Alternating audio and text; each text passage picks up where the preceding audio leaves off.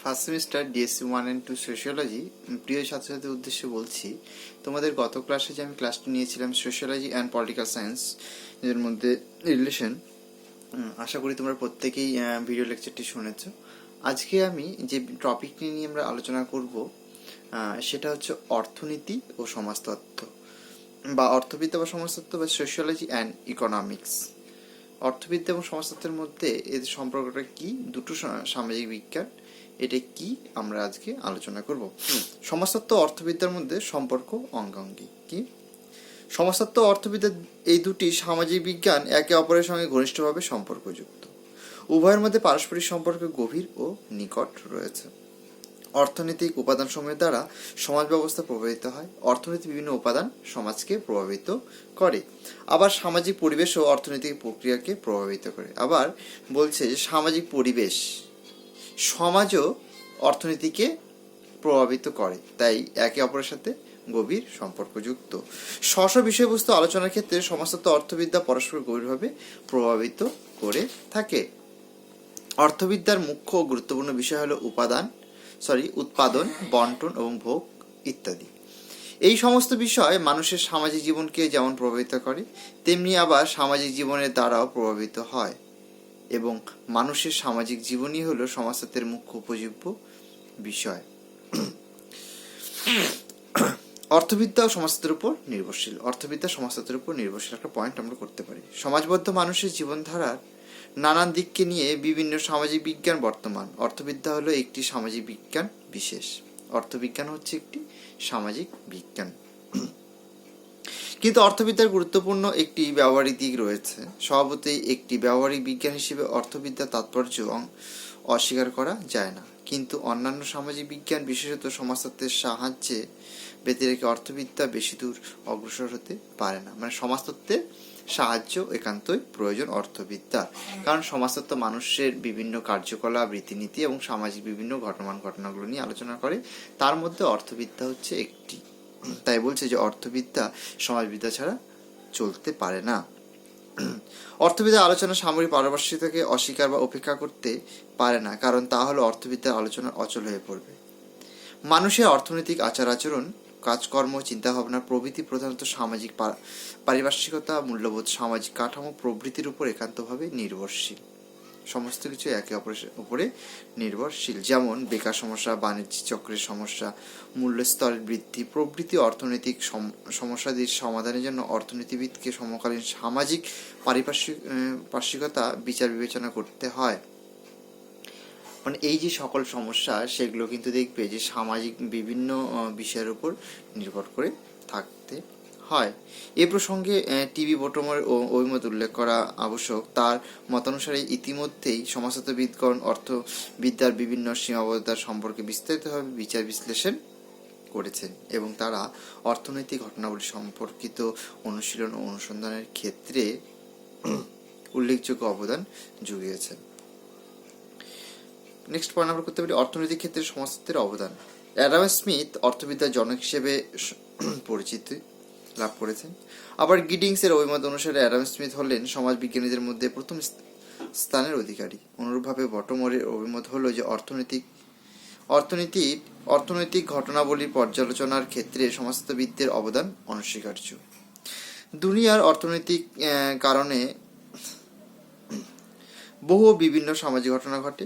অনুরূপভাবে আবার বহু অর্থনৈতিক ঘটনার জন্য বিভিন্ন সামাজিক কারণ দায়ী থাকে। এই কারণে অনেক আধুনিক অর্থনীতিবিদ অর্থনৈতিক বিভিন্ন সমস্যা ব্যাখ্যা বিশ্লেষণের ক্ষেত্রে সামাজিক দৃষ্টিভঙ্গি অবলম্বনের পক্ষপাতী।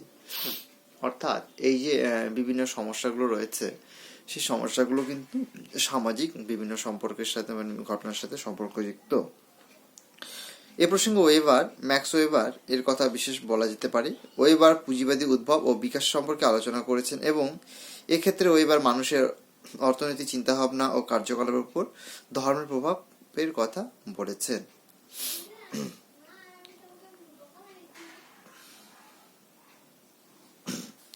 সমাজতত্ত্বের উপর অর্থবিদ্যার প্রভাব। অনুরূপভাবে অর্থবিদ্যা সমাজতত্ত্বকে প্রভাবিত করে। মানুষের সমাজ জীবনের সকল ক্ষেত্রে অর্থনৈতিক উপাদান ও শক্তিসমূহের গুরুত্বপূর্ণ প্রভাব, প্রতিক্রিয়া, বিরোধ, বিতর্কের ঊর্ধ্বে রয়েছে। এই কারণে অর্থনৈতিক প্রতিষ্ঠানগুলির ব্যাপারে সমাজতত্ত্ববিদদের আগ্রহী হতে দেখা যায়। মানুষের সামাজিক সম্পর্কসমূহ অর্থনৈতিক সম্পর্কের দ্বারা বিশেষভাবে প্রভাবিত হয়। জিজবার্ট এর অভিমত অনুসারে সমাজে অর্থনৈতিক প্রক্রিয়ার বিকাশ প্রভাবিত করে মানুষের সামাজিক জীবনকে এবং মানুষের সামাজিক জীবনের দ্বারা প্রভাবিত হয়। হার্বার্ট স্পেন্সার এর মতো প্রাচীন সমাজতত্ত্ববিদরা সামাজিক সম্পর্কসমূহ ব্যাখ্যা বিশ্লেষণের ক্ষেত্রে মানুষের বিভিন্ন অর্থনৈতিক উদ্যোগের উপর গুরুত্ব আরোপ করেছেন। পরবর্তীকালে সমাজতত্ত্ববিদগণ অর্থনৈতিক প্রতিষ্ঠানসমূহের মধ্যে মানব সমাজে বিচার বিশ্লেষণ উদ্যোগী হয়েছেন। এক্ষেত্রে সামনার, এমিল দুরখাইম, ওয়েবার এর নাম বিশেষভাবে উল্লেখযোগ্য। মার্কস এঙ্গেলস মানব সমাজে নির্ধারক শক্তি হিসাবে একমাত্র অর্থনৈতিক উপাদানের উপর গুরুত্ব আরোপ করেছেন। মার্কস, ভেবলেন প্রমুখ চিন্তাবিদদের মতানুসারে সমাজতত্ত্ব হলো অর্থবিদ্যার একটি অংশবিশেষ। তাই বলছে সমাজতত্ত্ব হলো অর্থবিদ্যার একটি অংশবিশেষ। এই শ্রেণীর চিন্তাবিদদের অভিমত অনুসারে সামাজিক বিষয়সমূহকে শেষ পর্যন্ত কিছু বিশেষ অর্থনৈতিক শক্তির পারস্পরিক ক্রিয়া প্রতিক্রিয়া রূপান্তরিত করা সম্ভব হয়। নেক্সট পয়েন্ট, অর্থনৈতিক সমাজতত্ত্ব কি আছে? সাম্প্রতিককালে অর্থনৈতিক আলোচনার ব্যবহারিক মূল্য বিশেষভাবে বাড়ছে এবং সঙ্গে সঙ্গে অর্থনৈতিক আলোচনার পরিধি উল্লেখযোগ্যভাবে প্রসারিত হচ্ছে। এর ফলস্বরূপ সমাজতত্ত্বের সঙ্গে অর্থনীতির সম্পর্ক ক্রমশ অধিকতর গভীর ও নিবিড় হচ্ছে। আধুনিক সমাজতত্ত্ববিদদের মধ্যে অনেকে সমাজস্থ ব্যক্তিবর্গে অর্থনৈতিক জীবন সম্পর্কিত বিভিন্ন বিষয় বিচার বিশ্লেষণ করেছেন।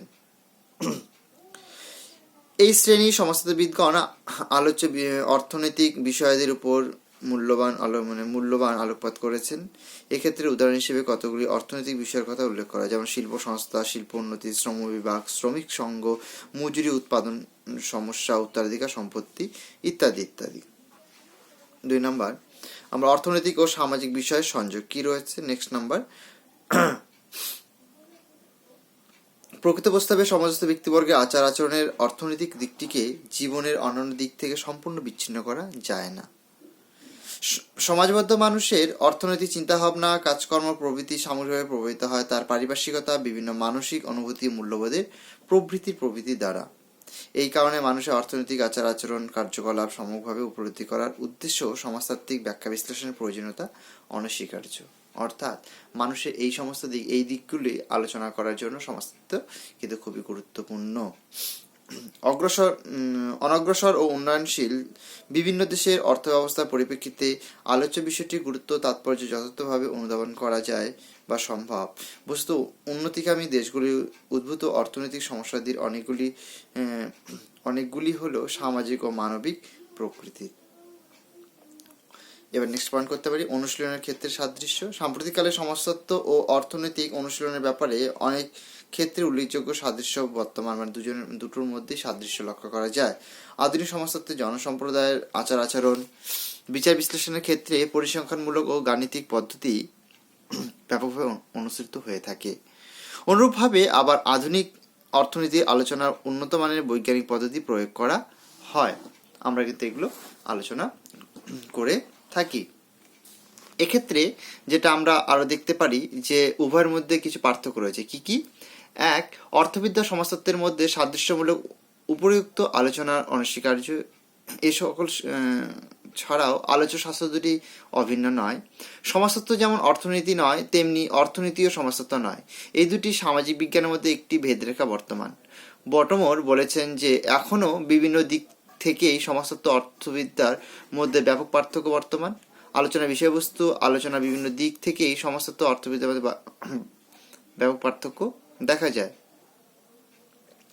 আলোচনার ক্ষেত্রে পরিধি, অনুশীলনের পদ্ধতি, দৃষ্টিভঙ্গি প্রভৃতি পরিপ্রেক্ষিতে সামাজিক বিজ্ঞানের এই দুটি শাখার মধ্যে পার্থক্য অস্তিত্ব অনস্বীকার্য। সুতরাং এই পার্থক্য সম্পর্কেও আলোচনা করা আমাদের খুবই প্রয়োজন। কি পার্থক্য দেখা যায়? এক, আলোচনার ক্ষেত্রে পরিধি পার্থক্য দেখা যায়। দুটো আলোচনার ক্ষেত্রে পরিধি দুটোই আলাদা। তাই বলছে আলোচনার ক্ষেত্রে পরিধি পরিপ্রেক্ষিতে সমাজতত্ত্ব ও অর্থনীতির মধ্যে পার্থক্য রয়েছে। সমগ্র সমাজের এক সামরিক আলোচনা সমাজতত্ত্বে পাওয়া যায়। এই কারণে সমাজতত্ত্বের আলোচনার ক্ষেত্রে পরিধি অনেক অনেক বেশি। অপরদিকে অর্থবিদ্যার সমগ্র সমাজের বিশেষ একটি দিক নিয়ে আলোচনা করা হয়, শুধু অর্থনীতি বা অর্থের বিভিন্ন দিকগুলো নিয়ে আলোচনা করা হয়। তাই এর পরিধি বলছে সমাজতত্ত্বের পরিধি থেকে অনেকটা কম। 2 নম্বর, পদ্ধতিতে পার্থক্য কি রয়েছে? সমাজতত্ত্ব ও অর্থবিদ্যার মধ্যে আলোচ্য বিষয় অনুশীলনের ক্ষেত্রে অনুসৃত পদ্ধতির ক্ষেত্রে পার্থক্য লক্ষিত হয়।